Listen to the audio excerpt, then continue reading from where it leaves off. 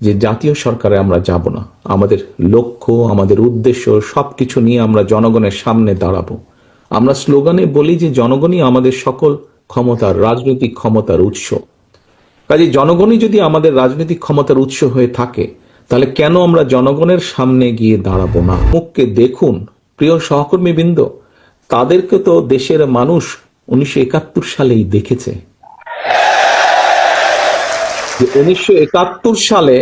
1971 সালে তারা তাদের নিজেদের স্বার্থ রক্ষার্থে কিভাবে লক্ষ লক্ষ মানুষকে হত্যা করেছে, ঠিক যেভাবে পতিত স্বৈরাচার পালিয়ে যাওয়ার আগে হাজারো হাজারো মানুষকে হত্যা করেছিল ক্ষমতা ধরে রাখার জন্য।